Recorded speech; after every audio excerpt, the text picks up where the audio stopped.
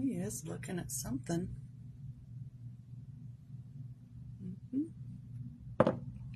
Something caught his eye.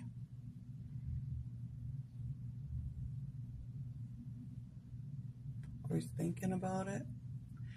I feel very, like, I just feel like I'm using way too many words every time I speak.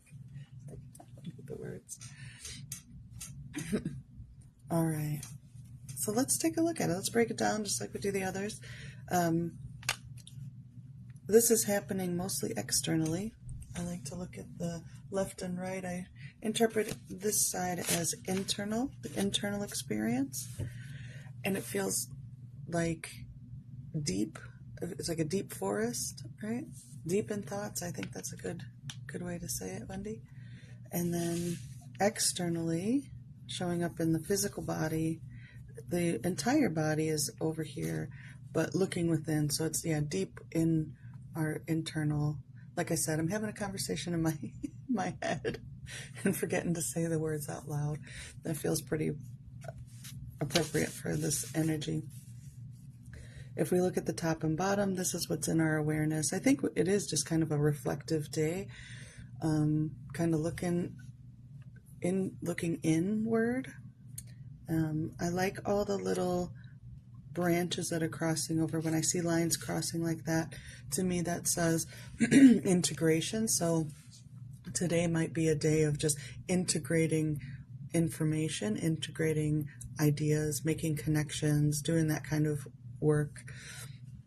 There's a lot of things like crossing this branch, where up here in the excuse me, I just had to clear some stuff out of the throat center. So up here where there's like a lot of crossing lines and stuff like that, that's what we may be very aware of, is that we're making connections, but like subconsciously, or what's maybe not as active or in our awareness, is this creative energy that's kind of coming in as these spirals on the branches. When you get to the root of the tree, I feel like they're bigger and bigger spiraling energy, more creative, expansive type stuff.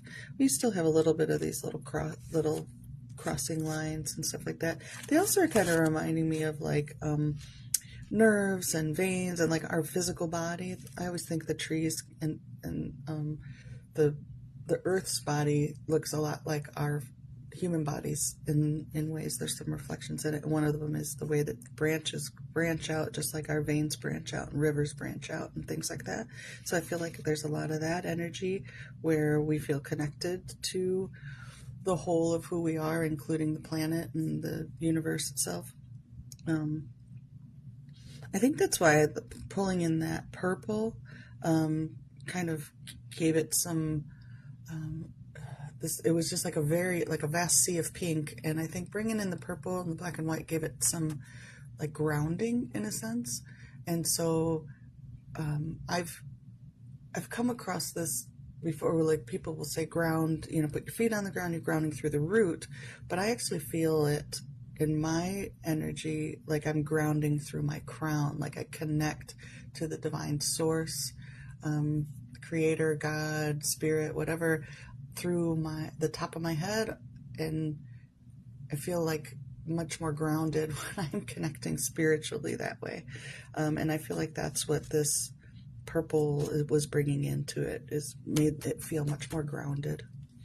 I love the owl as a nocturnal being and the ability to navigate through the dark.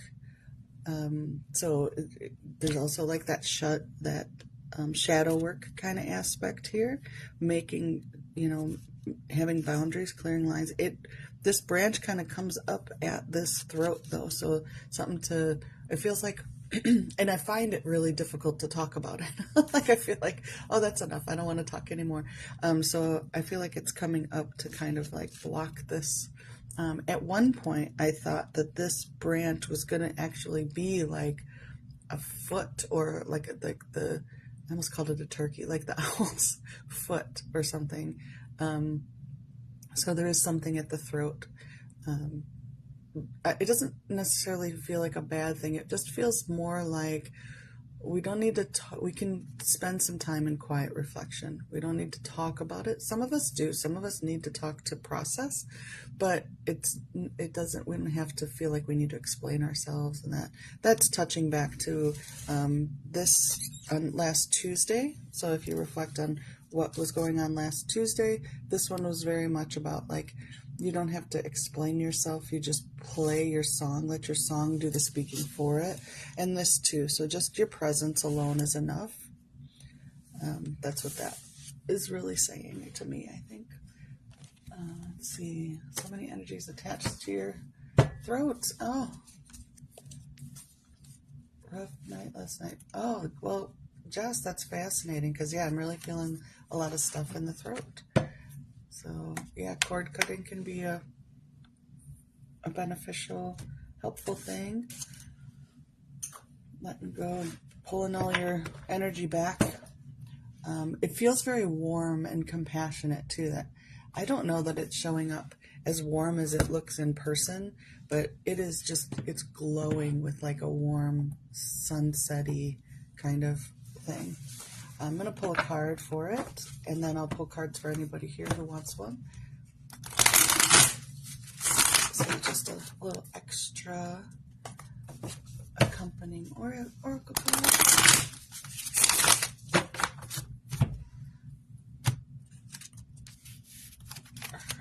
All right, got Jerry. So it says, Promised Land. When you feel like a vessel lost at sea, remember, you're also the sun and the sky and the warm ocean breeze. You're exactly where you need to be today. The promise isn't just for the landing, but the songs we'll sing on the way. This is one of my favorite cards. It's Jerry Garcia in the background. I saw him in the clouds. I was like, what? And then his hands even kind of lined up. So it's back to our guitar player. Look at that. That's fun. So the song Promised Land, it's Elvis song. I think Elvis wrote it. And it's like all the things that happen when you're on your way to what you think is the promised land. All these magical things can happen on the way. So you're right where you need to be. Just enjoying knowing that you're part of that you are everything. That's what I was saying with like the earth, like, reflecting on. So that might be part of the reflection. I can't even get words for it. It just is like, you don't need the words. Just sing your dang song, Just being is enough. Being is enough. You're right exactly where you need to be. Yeah. All right. So that's today's message.